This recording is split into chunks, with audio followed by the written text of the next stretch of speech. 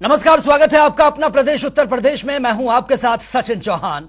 प्रधानमंत्री के आर्थिक सलाहकार परिषद के अध्यक्ष विवेक देबरॉय के संविधान पर लिखे आर्टिकल को लेकर विपक्ष में जमकर रोष देखने को मिल रहा है और इसे लेकर अब सड़कों पर भी प्रदर्शन हो गया है। हमारे संवाददाता तौकीर किदवई ने गौतम राणी से खास बातचीत की है, वो देख लेते हैं। लखनऊ में आज कई दलित चिंतक सड़क पे हैं।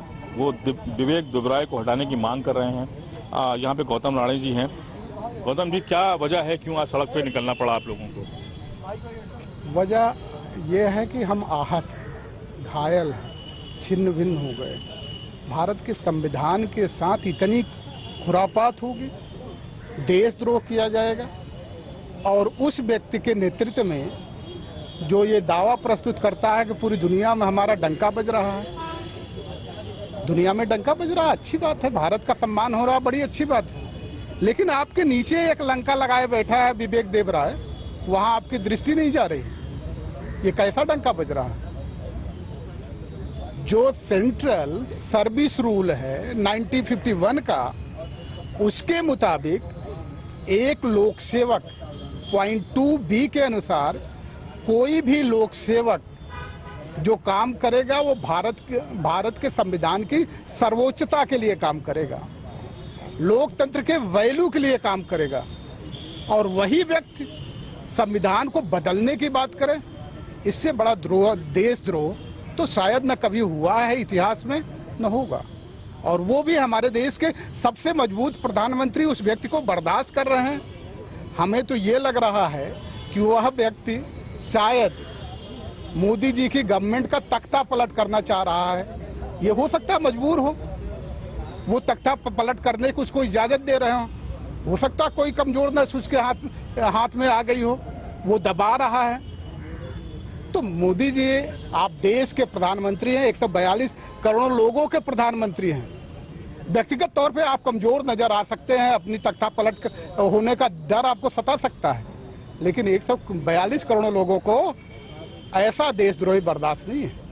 क्या मांग है आगे, कैसे और उस लड़ाई को तेज? सिर्फ यह है कि एक देशद्रोही के साथ सरकार का जो दायित्व है, कितना कठोरतम सजा दी जानी चाहिए उसे, वही कठोरतम सजा विवेक देबरॉय के साथ भी होनी चाहिए। वो देशद्रोही है, देशद्रोही का मुकदमा उसके खिलाफ दर्ज होना चाहिए, उसको जेल भेजा जाना चाहिए। सबसे पहले आपका आर्थिक सलाहकार है, उस आर्थिक सलाहकार पद से उसको हटाइए, और नहीं तो सभी लोक सेवकों को यह एक साहस आ जाएगा कि हम चाहे जो कर लें, इस देश का प्रधानमंत्री बहुत कमजोर है। बोलता चाहे जितना बेहतर हो, लेकिन वास्तव में बहुत कमजोर है और ये देश का नागरिक नहीं बर्दाश्त कर सकता। तो हम ये चाहते हैं सबसे पहले उसके खिलाफ देशद्रोह का मुकदमा हो, पंजीकृत हो, और उसे देशद्रोह के मुकदमा पंजीकृत करने के बाद उसको जेल भेजा जाना चाहिए। बहुत शुक्रिया हमसे बात करने के लिए। देखिए, सभी लोग आज यहाँ पर इकट्ठा हैं। इनका कहना है कि संविधान के ऊपर जब भी बात आएगी तो सभी लोग एक होंगे और ये आंदोलन अभी बढ़ेगा और जाहिर तौर पर सड़क से लेकर संसद तक बात पहुंचाई जाएगी। कैमरा पर्सन आशीष के साथ तौकीर किदवई, जनता टीवी, लखनऊ। महिला आरक्षण को लागू करने की मांग को लेकर विपक्ष लगातार सरकार पर हमलावर नजर आ रहा है। ऐसे में बीजेपी सांसद बृजभूषण शरण सिंह का बड़ा बयान भी सामने आ गया। सांसद ने कहा कि महिला आरक्षण इस चुनाव में किसी भी हाल में लागू ये नहीं किया जा सकता।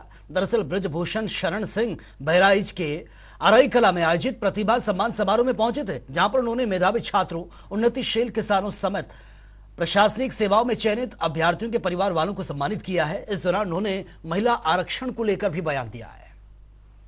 वो जानते हैं, वो पार्लियामेंट में भी इस बात को कहे थे और वो जानते हैं इसमें तकनीकी दिक्कत क्या क्या है, और अगर तत्काल लागू कर दिया जाए तो यही कांग्रेस पार्टी कोर्ट में जाएगी। उसका एक प्रोसीजर है, एक समिति बननी है जिसमें चुनाव आयोग की भी भूमिका होगी और ये रायशुमारी भी होनी है। तो ये सीधी सी बात है, कोई छिपाया नहीं गया है। कहा गया है कि इस चुनाव में नहीं लागू होने वाला है और इसमें 1/3 राज्यों का सहयोग वो चाहिए, 1/3 राज्यों का वो चाहिए, मतलब समर्थन चाहिए, तो ये लागू होगा। और वो इस्कॉन विवाद थमने का नाम नहीं ले रहा है। बीजेपी सांसद मेनका गांधी के बयान के बाद सपा लगातार इस पर हमलावर है। सपा नेता अमीक जमई ने इस मामले पर जमकर निशाना साधा है। क्या कुछ उन्होंने कहा वो देख लेते हैं। कि जब खालिस्तान मिलिटेंसी पंजाब में चल रही थी तभी कनाडा में ऐसे हालात नहीं थे। जब ब्लू स्टार हुआ तभी कनाडा में ये वो हालत नहीं थी। लेकिन 2014 के बाद जो नरेंद्र मोदी की विदेश नीति है, विदेश नीति भी आपकी फेल हो गई। जयशंकर को तो हम लोग डिमांड करते हैं कि उसको इमीडिएट सैक करना चाहिए। सवाल ये है कि प्राइम मिनिस्टर जस्टिन ट्रूडो के साथ नाश्ता करते हैं, डिनर करते हैं, दुनिया के सबसे शक्तिशाली प्राइम मिनिस्टर हैं, वो कनाडा में उनका प्रचार किया जाता है, लेकिन आपको ये खबर नहीं कि कनाडा खालिस्तानियों को ज़मीन दे रहा है, वहाँ से उनके मूवमेंट चल रहे हैं भारत के खिलाफ। क्या ये सही नहीं है कि हमारे पंजाब में उसको डिस्टेबलाइज करने का काम किया गया? एक नया भिंडरवाला भारत की तरफ से पैदा किया जा रहा था, नरेंद्र मोदी जी की सरकार की तरफ से। फिर उस भिंडरवाला ने क्या क्या वहाँ पे माहौल बनाया। तो पंजाब क्योंकि बॉर्डर स्टेट है, आप जानते हैं कि पाकिस्तान ने हमेशा खालिस्तानियों के जरिए हमको हिट किया है। लेकिन प्राइम मिनिस्टर जब यूएन में रहे, प्राइम मिनिस्टर जब ट्रूडो आए यहाँ पर, उनसे साफ गोई से कोई बात नहीं हुई। आप जब अपने आप को शक्तिशाली प्राइम मिनिस्टर कहते हैं ना, तो भारत शक्तिशाली है, तो आपको ये बात कन्वे आपने क्यों नहीं करी? ट्रूडो मेरा भाई है, ट्रूडो मेरा दोस्त है, ट्रूडो हम बचपन से जानते हैं। भारत की जो नीति है, विदेश नीति, वो ऐसे नहीं चलती है।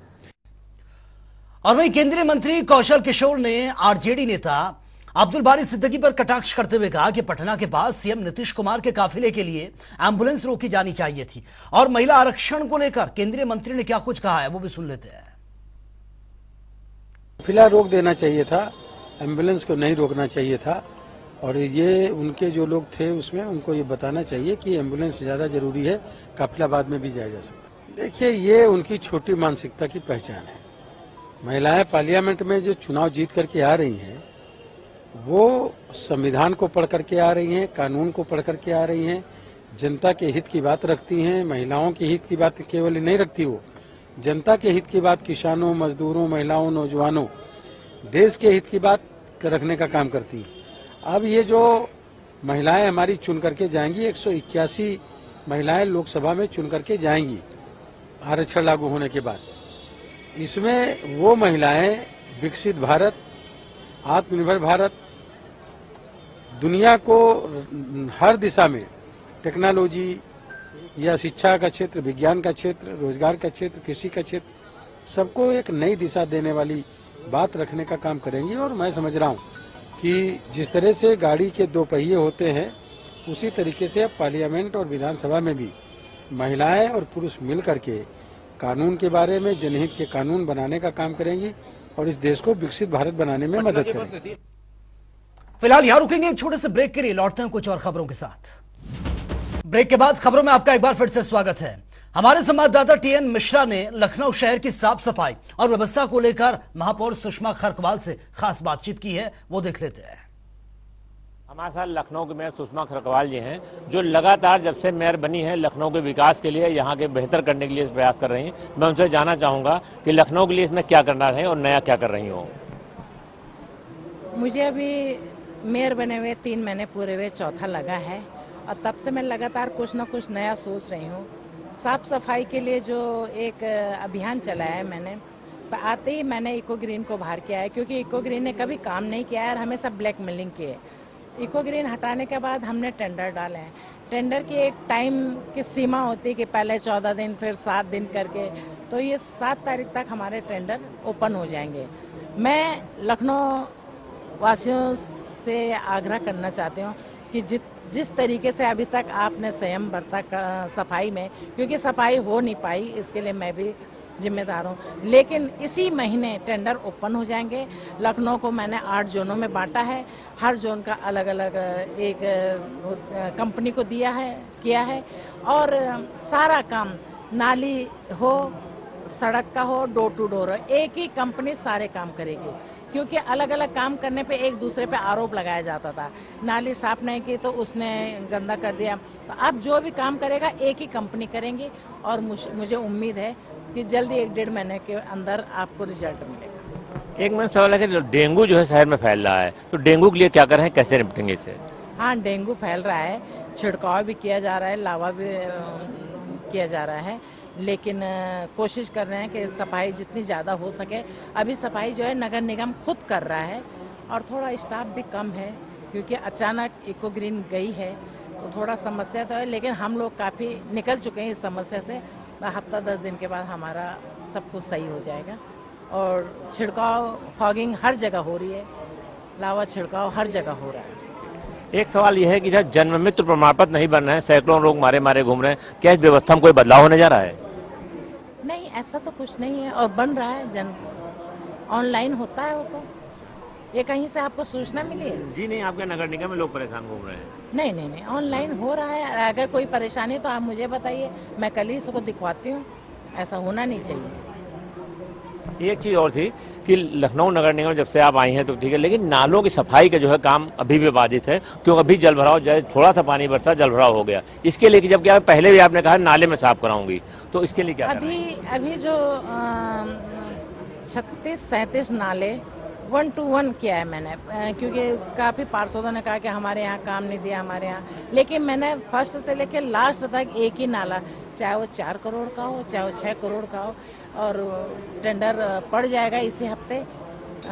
30 तारीख को भी कुछ टेंडर थे और अभी 36 नाले, बड़े बड़े नाले बनवाए गए हैं, काफ़ी पैसा लगा है।